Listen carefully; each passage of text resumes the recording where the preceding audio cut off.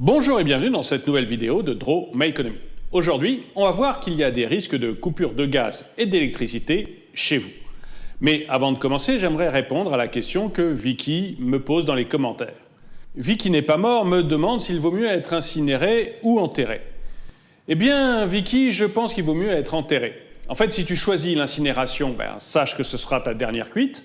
Alors que si tu es enterré, il y a toujours une petite chance d'avoir un verre dans le nez. Vous-même, si vous avez des questions sur la vie et la mort à me poser, n'hésitez pas à le faire dans les commentaires. Toujours avant de commencer, si vous n'êtes pas abonné, je vous suggère de le faire et de cliquer sur la cloche pour être prévenu lorsque je sors une nouvelle vidéo. Vous pouvez aussi soutenir financièrement la chaîne en cliquant sur le bouton « Rejoindre » qui est juste en dessous de la vidéo. Aujourd'hui, je vais vous parler de Sylvie. Sylvie Bromarche-Pas prend tes doigts est une jeune femme qui était chez son gynéco la semaine dernière. Elle a appris qu'elle était enceinte. Et depuis, elle est plutôt inquiète. Elle est plutôt inquiète parce qu'elle s'aperçoit que les prix explosent et qu'avec une bouche de plus, un bébé, ça va être compliqué. Et ce qui l'inquiète finalement le plus, c'est que même si elle ne consomme rien, les prix du chauffage et les prix de l'essence augmentent. Encore aujourd'hui, en allant voir une de ses copines, elle a dû passer à la pompe et elle s'est aperçue que le gazole avait battu des records. Mais bon, Sylvie met le minimum d'essence possible et part voir son amie. Elle est bien décidée d'ailleurs à parler de ses problèmes d'énergie avec elle. L'amie de Sylvie, c'est Agathe. Agathe The Power et Sylvie Bromarche-Pas prend tes doigts sont amies depuis l'enfance, mais elles ont fait des choix de vie radicalement opposés. En fait, Agathe est le contraire de Sylvie. Elle a très bien réussi ses études et elle travaille maintenant à l'approvisionnement en énergie de la France. Et en plus de ça, elle vit avec un riche homme d'affaires, Louis d'Or. Bref, Sylvie rejoint Agathe au café et elle commence à parler. Agathe félicite Sylvie pour son bébé et lui demande comment va son copain. Sylvie lui répond qu'il a appris qu'elle était enceinte et que du coup, il s'est dégonflé. Il est parti. Ça jette un petit froid, mais Sylvie relance la conversation en demandant à Agathe si les prix du gaz vont continuer à augmenter. Agathe lui dit que oui, mais qu'il n'y a pas que les prix du gaz qui vont augmenter. En fait, toute l'énergie, d'une manière générale, va augmenter. Et elle lui dit qu'elle augmentait déjà naturellement juste après le Covid, parce que la reprise économique demandait beaucoup d'énergie. Mais que là, avec la guerre en Ukraine, ça allait être bien pire. En fait, Agathe explique à Sylvie que l'Europe, y compris la France, est très dépendante du gaz, du pétrole et du charbon russe. La Russie est le deuxième producteur mondial de pétrole et elle possède un quart des réserves mondiales de gaz. Bref, elle est presque incontournable et cette guerre a beaucoup déstabilisé la région. Du coup, les prix de l'énergie augmentent encore plus vite qu'avant et ils vont continuer à augmenter tant que le conflit en Ukraine ne sera pas réglé. Et Sylvie demande à Agathe s'il n'y a pas des solutions alternatives, si les gouvernements ne pourraient pas faire des choix qui nous rendraient moins sensibles à la Russie.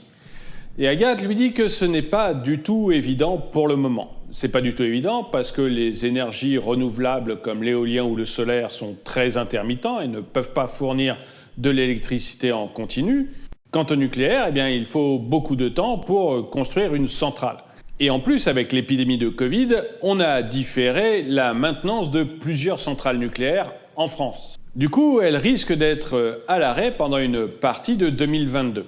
Sylvie fait alors remarquer à Agathe qu'on pourrait peut-être essayer de se fournir en gaz et en pétrole ailleurs. Mais Agathe lui dit que c'est très compliqué. D'abord, comme elle vient de lui dire, la Russie représente des volumes de gaz et de pétrole gigantesques, donc c'est pas facile de les trouver ailleurs dans le monde. Et puis en plus, les cours du gaz et du pétrole sont mondiaux.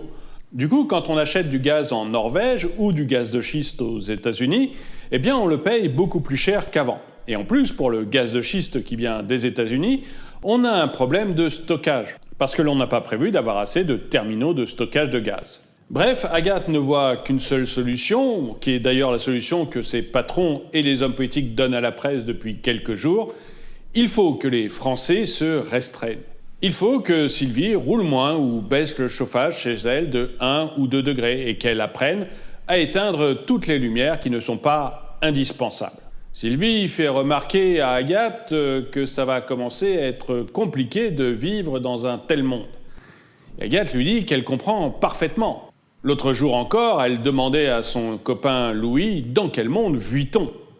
Et elle dit à Sylvie que ça risque d'être encore bien pire, parce qu'il pourrait y avoir des coupures de gaz très rapidement.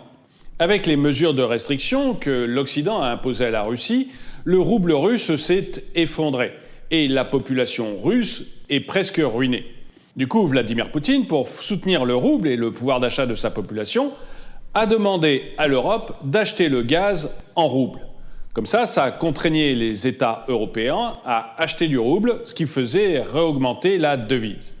Seulement voilà, le G7 hier a décidé qu'il n'était pas question d'acheter le gaz en rouble, que c'était une violation du contrat qu'il y avait entre l'Europe et Vladimir Poutine. Mais du coup, Vladimir Poutine va-t-il continuer à fournir l'Europe en gaz? Parce que, comme le fait remarquer Agathe, eh bien, le gaz russe, ça représente 40% des importations de gaz des 27.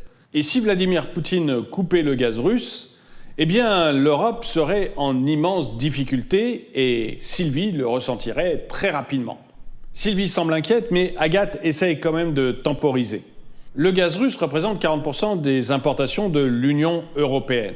Du coup, l'Union européenne est fragile vis-à-vis de la Russie. Mais d'un autre côté, l'Union européenne, c'est aussi un énorme client de la Russie. Et si Vladimir Poutine coupe le gaz russe, il va perdre énormément d'argent. Du coup, Agathe n'est pas du tout certaine que Vladimir Poutine coupe le gaz. Il y a un véritable risque, mais ce n'est pas certain. Les deux amis se quittent, et avant de rentrer chacune chez elle, Agathe recommande encore une fois à Sylvie de baisser son chauffage de quelques degrés, d'éteindre les lumières superflues, et de rouler moins.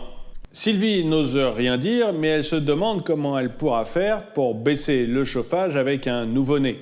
Et elle se dit que quand même, Agathe a été très imprudente ces dernières années de couper un réacteur nucléaire, de ne pas en construire de nouveau, de devenir comme ça encore plus sensible au gaz, au pétrole et au charbon, et de confier tout son approvisionnement en gaz à la Russie.